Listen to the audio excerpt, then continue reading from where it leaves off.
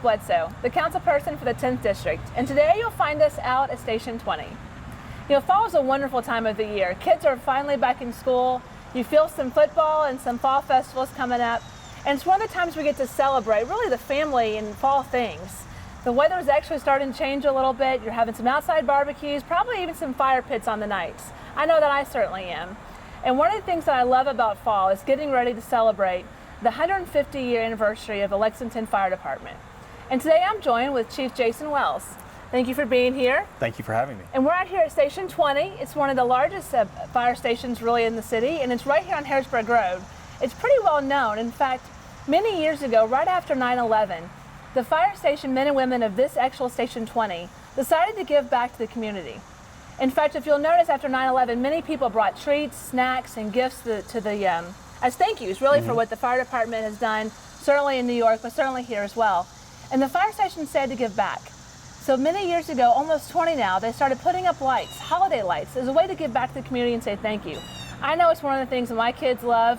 I certainly, every time we drive by, I see it. They come up here, they'll play some festival music, they get to celebrate and support the fire department.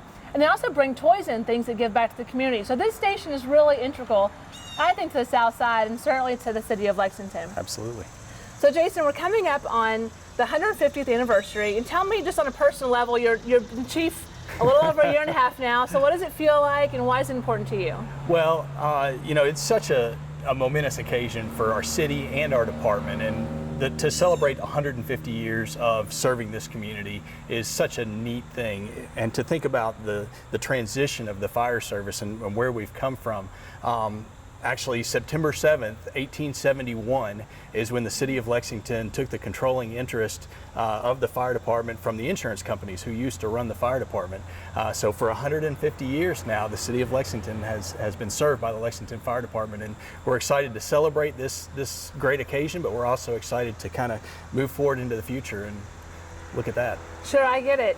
So as we celebrate this, this fall, what are some things that the community can be involved in to celebrate with you? Well, we have a number of events that are going to be happening throughout the month of September.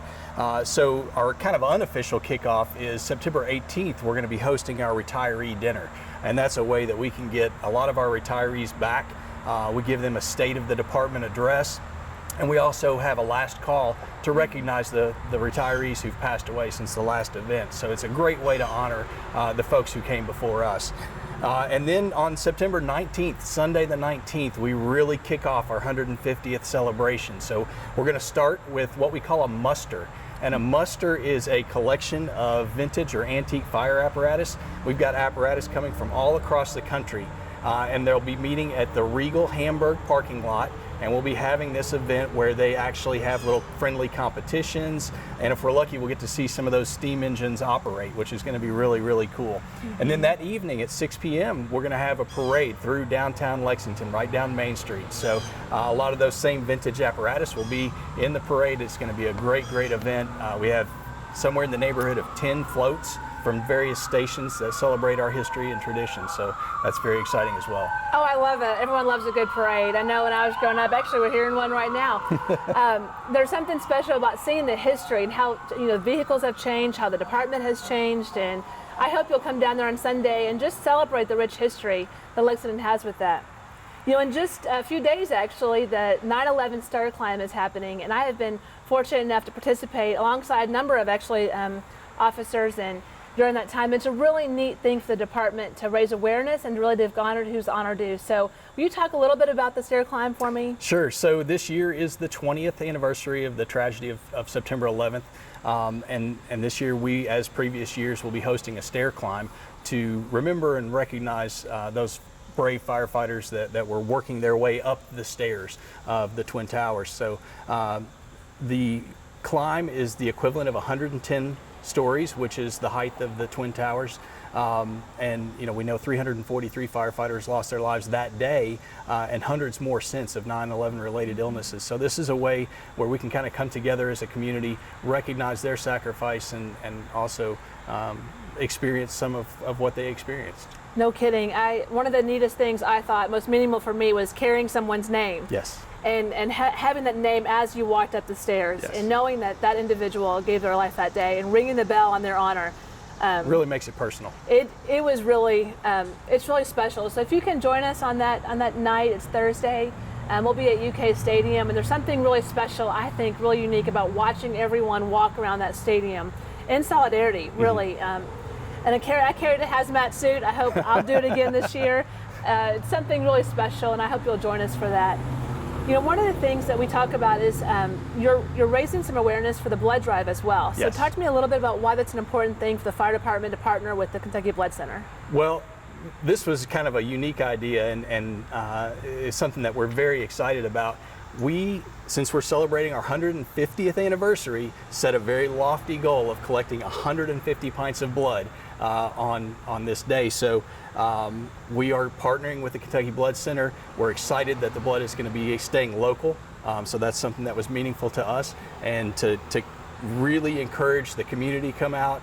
We're encouraging our members to come out, and we really want to get to that 150 mark, and we think that'd be a great way to give back to the community. Oh, I totally agree. And as a regular blood donor, I think it's really important.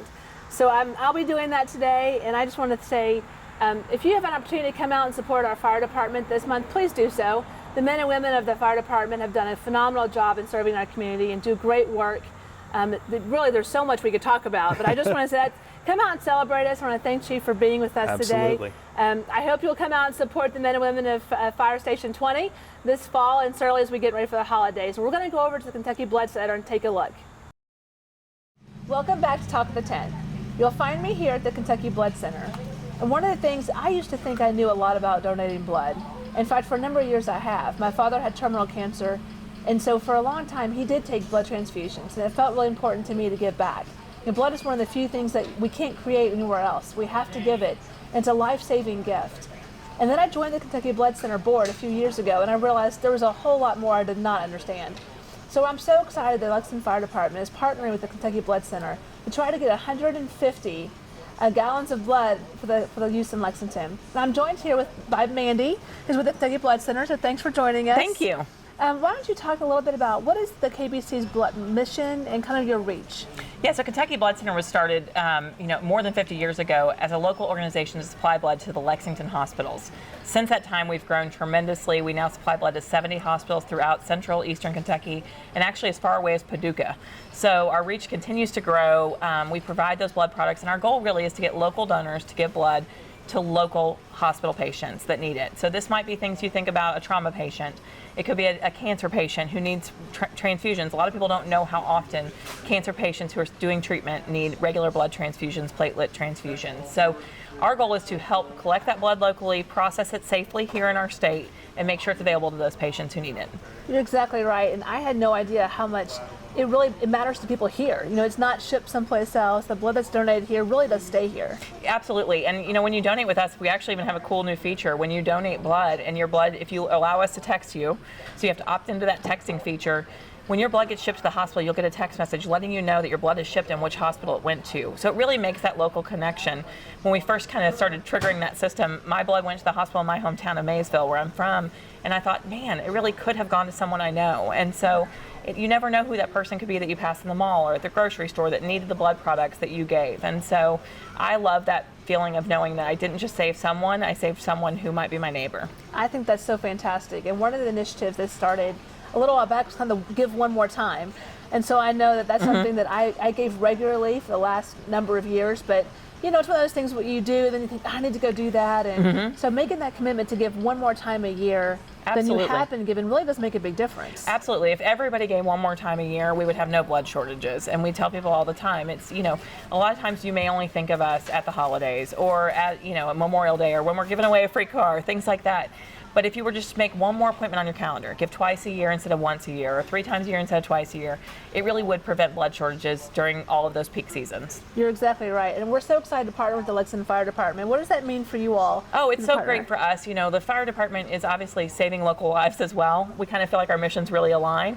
And if they're treating people and taking people to the hospitals, those people are going to get blood from Kentucky Blood Center donors. And so it really makes sense for, two groups of lifesavers to get together and try to, hit this goal that they have and celebrate a wonderful organization. And it really, it's a momentous anniversary they're having. Oh, it totally is. And 150, I'm contributing today towards that goal, so I hope you'll do the same. One of the things we talk about is how do we get other people involved? So during COVID, people I think have been a little bit nervous about, is it safe to donate? What are the rules about donating? Can I be vaccinated? What if I'm not? Can you talk a little bit about what does that mean today to donate and who can? Absolutely. We want people who are healthy and well to come and donate. And so we say that's always, whether there was COVID or not, you need to feel good on the day that you donate. We're wearing masks in the donor centers. We're not, because we're doing this interview and we want you to hear us, but wearing masks in our donor centers to keep people safe, socially distancing our beds. Our mobile crews are sanitizing and keeping people safe when they come out. You don't have to be vaccinated to donate blood, but certainly you can be, and you can actually get vaccinated and come donate the same day. There's no deferral period between those two things. So it's safe to donate. Absolutely, we encourage people. We've had less mobiles during COVID because places of business have been remote. And so if we normally would go down to the central bank building, if all those offices are empty, there's no point in us going there. And so some of those things have started to come back. Now we're starting to see some things because of the variant start to close down again. So it is important, if you can give, to give. Our donor centers are a wonderful place to, we're in Beaumont and over on 2 different sides of town. Easy and safe to come donate. You're right. We're actually in the middle of the 10th district right here in Beaumont Center Drive, but there are several others around. And if you're a business and you want to be involved or have your team donate, who would they contact to do that? Yeah, they can visit our website, www.kybloodcenter.org, or call 800-775-22522. Ask for a recruiter in your area. We can set something up with you.